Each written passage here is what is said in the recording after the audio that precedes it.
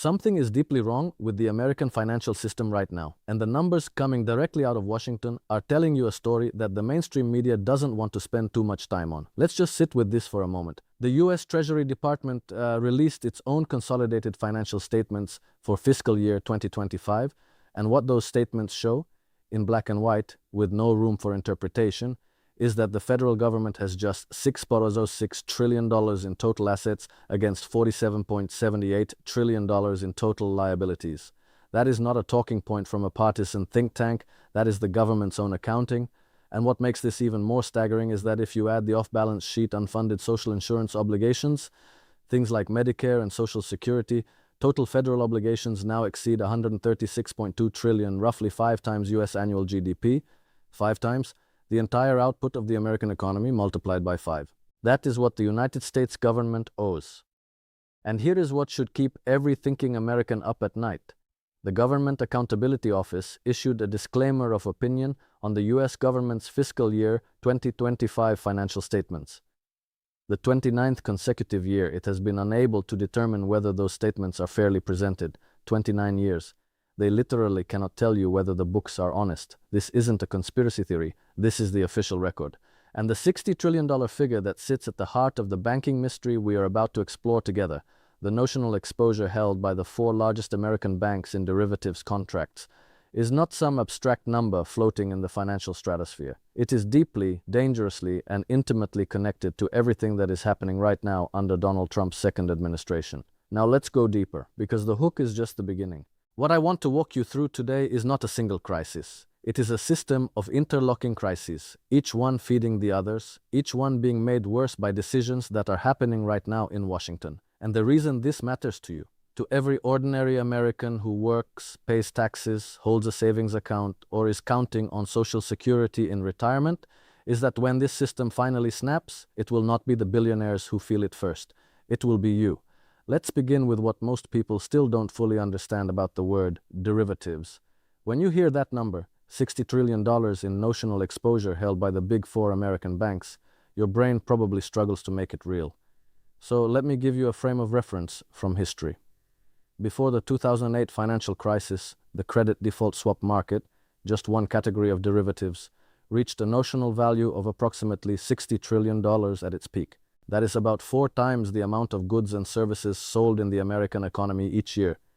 That single pool of instruments, when it began to unravel, helped bring the entire global financial system to its knees. AIG alone had to be rescued by the federal government with more than $180 billion in commitments because it had sold protection on these instruments without setting aside adequate capital reserves, and today we are sitting on derivatives exposure that dwarfs even that catastrophic moment in 2007. The global notional value of all kinds of financial derivatives has exceeded $600 trillion, more than 27 times global GDP, and while defenders of the system will tell you that notional value overstates the real risk, the same defenders said that before 2008 too. The brutal truth is that during financial crises, counterparties often failed, leaving many market participants exposed to the full notional value of their derivatives positions. The netting assumptions collapse precisely when you need them most. So let's talk about why the Trump era specifically has made all of this more dangerous, not less.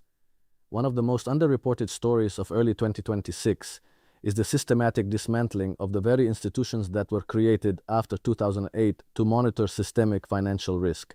The Dodd-Frank Financial Reform Act was Congress's attempt to head off another catastrophe like the 2008 financial crisis. It was the first major financial overhaul since the Great Depression. And now, at the very moment the economy is teetering, Trump's budget director Russell Vought has been working to shut down 2 significant agencies created by Dodd-Frank. The Office of Financial Research, the agency whose entire job is to see the next crisis coming, has had its staff gutted. Having already halved OFR's staff from 196 employees to 100, Treasury officials informed staff that 64% of the remainder will be laid off. Think about what that means practically. The people whose job it is to watch the financial plumbing for leaks are being fired right now, while the pipes are already showing signs of stress. This is not a policy disagreement. This is the deliberate blinding of the lookout while the ship navigates a field of icebergs, and the icebergs are real, Let's talk about three of them specifically because they don't get discussed together often enough, and yet they are all part of the same gathering storm. The first iceberg is the repo market. Most Americans have never heard of it. That's fine. It operates in the plumbing of the financial system, invisible until something goes catastrophically wrong. But here is what you need to know. The repo market has ballooned in recent years to $12 trillion, or more than one-third the size of the entire US gross domestic product. If large lenders suddenly decide not to roll over repo, borrowers, many of which are securities dealers, must quickly find other sources of financing or sell assets, which may transmit repo market stress to other markets, and simultaneously, a key stabilizing mechanism, the Federal Reserve's overnight reverse repurchase facility, has been drained to near zero. The collapse of the RRP to near zero balances means that every marginal liquidity shock, whether from heavy treasury issuance, quarter-end balance sheet repositioning, or foreign capital flows, falls directly on reserves. The buffer is gone. The shock absorber has been removed from the vehicle and the road ahead is rough. The second iceberg is private credit. This is a market that most people also don't fully understand, and that opacity is part of what makes it so dangerous. Private funds have approximately tripled in size in the last decade to $26 trillion in gross assets, compared to the $23 trillion in the US commercial banking industry. $26 trillion, operating with relatively less regulatory oversight than regular banks, and the cracks are already starting to show. The International Monetary Fund's 2025 Financial Stability Report found that around 40% of private credit borrowers have negative free cash flow, up from 25% in 2021. Nearly half of the borrowers in this massive shadow-like financial sector are already burning more cash than they are generating, and in late 2025 we started to see the consequences. High-profile collapses of First Brands, an auto parts manufacturer, and Tricolor, a subprime auto lender, called attention to significant fraud and weakness in the sector. JP Morgan Chase CEO Jamie Dimon responded with a warning that has echoed through financial circles ever since, saying there could be more than one cockroach because problems in private credit are rarely isolated. And just weeks ago, a number of asset managers, including Apollo Global Management, Ares Management, and Blue Owl Capital, have all scrambled to restrict investor withdrawals. When investment firms start locking the exits, that is not a signal of confidence. That is a signal that something is breaking. The third iceberg is the national debt itself and the terrifying cost of carrying it. The United States national debt recently crossed $39 trillion, arriving at the grim milestone less than 5 months after it first hit $38 trillion, a pace of accumulation that budget watchdogs and academic economists are now calling, with unusual unanimity, unsustainable. And here is the part that almost never gets enough attention. It is not just about how much we owe. It is about what it costs just to service that debt every single year. Net interest payments on the national debt are projected to exceed $1 trillion in fiscal year 2026, nearly triple the $345 billion in interest the government paid in 2020 at the onset of the pandemic. In just 6 years, the annual interest bill has nearly tripled, and this is before you account for the refinancing crisis that is already beginning. Some $14 trillion of existing debt must be refinanced over the next 3 years. That debt, much of it originally taken on when interest rates were near zero, will now have to be rolled over at dramatically higher rates. The math of that alone is enough to restructure the federal government's priorities for a generation. Less money for schools, for highways, for hospitals, for veterans, because an ever larger share of every dollar the government collects will flow not to American citizens, but to the bondholders who own American debt. And who are those bondholders? This is where the geopolitics enters the picture, because this is not merely a domestic fiscal problem. It is a global power struggle playing out in the bond market. Foreign nations hold enormous quantities of US Treasury debt, and for decades, that was considered a source of American strength. The world wanted to hold dollars. The world wanted to lend to America. But that faith is eroding in ways that should worry every American who understands what dollar dominance actually means. Foreign holdings of US Treasuries remain large, over $9 trillion as of mid-2025, but have stopped growing. Japan's $1.1 trillion exposure is pivotal. As Japanese yields rise and domestic financial pressures mount, the incentive to repatriate capital grows, leaving US markets more vulnerable at the long end of the curve. And Japan is just the beginning of that story. China, which has been steadily reducing its treasury holdings for years, is making a strategic calculation. Every dollar it sells is one more vote of no confidence in American financial stewardship. And in the context of Trump's trade war, which at its peak saw US tariffs on China peak at 145%, at which point Chinese tariffs on US goods were as high as 125%, the idea that Beijing would willingly continue financing Washington's debt binge is becoming increasingly implausible. Now let's bring this back to something very concrete, because I think sometimes when the numbers get this large, people tune out. They feel like these are problems for central bankers and treasury officials, not for ordinary families sitting in ordinary kitchens trying to figure out how to make ends meet. But here is what the Treasury's own financial statements tell us when you translate them into human terms. If you drop 8 zeros from the federal balance sheet, it looks like this.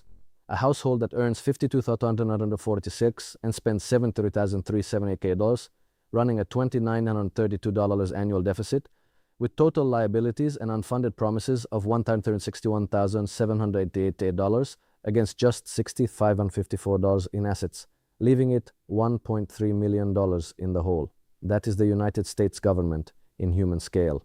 That is a family in absolute free fall, borrowing more every month just to pay the interest on what it already owes and still finding ways to cut the income coming in while increasing the spending going out. And that is the environment in which Donald Trump's administration is simultaneously dismantling financial oversight, pouring fuel on the deficit through tax cuts that overwhelmingly favor the wealthy, and removing the very watchdogs who might sound the alarm before the roof caves in. And the fiscal trajectory is not improving. The 2025 Republican budget mega bill will add nearly $4 trillion to the federal debt over the next 10 years. The Republican mega bill will cut SNAP and Medicaid benefits by a combined $100 billion per year on average over the next decade. So we are cutting the programs that keep working-class Americans fed and healthy while blowing up the deficit with tax cuts at the top. This is not an accident. This is a specific choice, and its consequences will be specific too. The Highway Trust Fund is projected to deplete its reserves by fiscal year 2028, followed closely by the Social Security Retirement Trust Fund in 2032. Upon insolvency, federal law mandates that spending be cut to match incoming revenue, which the CRFB estimates would result in a devastating 28% across-the-board cut to Social Security retirement and survivor benefits, a 28% cut to Social Security for the tens of millions of Americans who depend on that check to survive. That is not an abstract policy outcome. That is hunger. That is choosing between medication and heating. That is the end of the retirement that you worked 40 years to earn. Let's now talk about the deregulation piece, because it is inseparable from everything else. Under the Trump administration, which is pushing for major cuts in regulation, including in the cryptocurrency sector in which the Trump family has a major financial stake, the financial system has become more vulnerable than ever. The crypto sector is now formally intertwined with traditional banking in ways that would have been unthinkable just a few years ago. Unlike the 2022 crypto crash, when Gary Gensler was in charge of the SEC and made sure to keep crypto separated from the broader financial system, now the damage can cascade into the banks.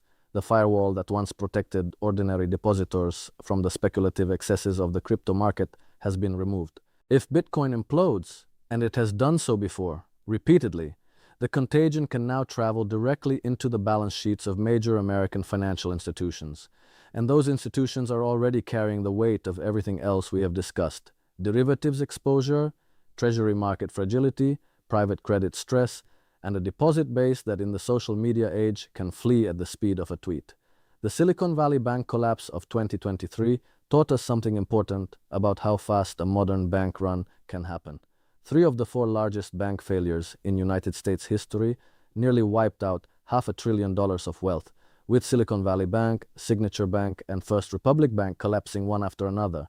And yet, rather than drawing the correct lessons from that near catastrophe, Trump's Fed regulators are now rewriting the history of the Silicon Valley Bank collapse, treating it as a management failure rather than a systemic warning. The lesson that should have been learned, that in a high interest rate environment, banks carrying long-duration assets are extremely vulnerable, is being buried under political revisionism. Instead of strengthening the guardrails, the administration is removing them and telling you the road is safe. Meanwhile, the enormous tax cuts will drive up borrowing, as will the cost of rolling over existing debt.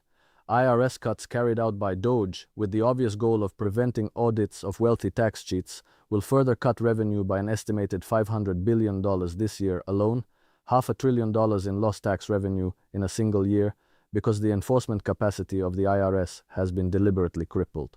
Think about what that means. The wealthiest Americans, the ones with the most complex tax situations, the ones with offshore accounts and elaborate corporate structures, are now statistically less likely to be audited. While you, the ordinary working American filing your W-2, remain fully visible to the tax authority. The system is being restructured to extract from those who can least afford it while shielding those who benefit most. And the global picture around all of this is darkening rapidly. All businesses with international operations today face a more complex landscape than they did at the start of 2025 due to increased fragmentation of the global financial system.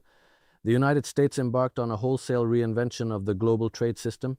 The unilateral tariffs, the weaponization of dollar-denominated finance, the retreat from multilateral institutions, all of this is accelerating a process of de-dollarization that the empire of American financial power was built to prevent. The unquestioned faith in the dollar has been shaken, and for good reason. So many countries and institutions were willing to use dollars because America, by and large, was trustworthy. It granted ready access to dollars and took steps to preserve their value. That trust, accumulated over decades of institutional credibility, is not rebuilt overnight, and once foreign holders of dollar-denominated assets begin to seriously question whether Washington can be trusted to manage its finances responsibly, the self-reinforcing dynamic of dollar dominance begins to work in reverse. Capital flows out, interest rates rise to attract it back. The cost of carrying the debt increases further, the deficit widens, and the cycle tightens. This is where we are. This is the picture that emerges when you put all the pieces together on the table and look at them without blinking. The financial world doesn't appreciate seeing the federal government advertise its vulnerabilities, and so it is in the interest of the most powerful institutions to keep ordinary Americans confused, distracted, and focused on things that don't threaten the arrangement, but the numbers don't lie. The Treasury's own balance sheet says the government is insolvent. The IMF and the GAO and the Congressional Budget Office all say the trajectory is unsustainable. The private credit market is showing its first serious cracks. The repo market has lost its shock absorber. The banking sector is being deregulated precisely when it should be fortified, and the watchdogs are being fired. The US faces a $15 trillion debt wall from 2026 through 2028, risking a severe liquidity crisis and historic refinancing risk. Refinancing pandemic-era debt at quadruple interest rates will spike net interest costs, crowding out private investment. That $15 trillion wall is not in the future, it is right now, it is the next 2 years, and the people who should be managing it with maximum caution and institutional seriousness are instead cutting the staff of every oversight body, rolling back every regulation written in the aftermath of 2008, and telling you that things have never been better. What I keep coming back to when I sit with all of this is a simple question. At what point does a system stop being able to defer its reckoning? Every crisis in modern financial history, 1987, 1998, 2001, 2008, 2020, was met with the same response. The Federal Reserve injected liquidity. The government borrowed more. The debt grew. The derivatives exposure grew. The shadow banking sector grew. And each successive intervention required more firepower than the last, because the underlying imbalances were never resolved, only postponed. The bill kept growing, and now the bill is $136 trillion by the government's own accounting, and the people who should be most alarmed are the ones dismantling the alarm systems. The $60 trillion figure at the heart of this story is not just about a number. It is about the architecture of a financial system that has grown so complex, so leveraged, and so interconnected that no one, not even the people running it, fully understands what happens when one of the major load-bearing structures fails. We got a glimpse of that in 2008. We got another glimpse in March 2020. Each time, the system was saved by extraordinary interventions. But extraordinary interventions have costs. They show up in inflation. They show up in asset price bubbles. They show up in the widening gap between the people who own financial assets and the people who do not. And eventually they show up in a reckoning that no amount of monetary policy can paper over. The question is not whether that reckoning is coming. The question is whether the people who hold power in Washington right now are making it more likely or less likely, and whether the rest of us are paying close enough attention to hold them to account before it arrives.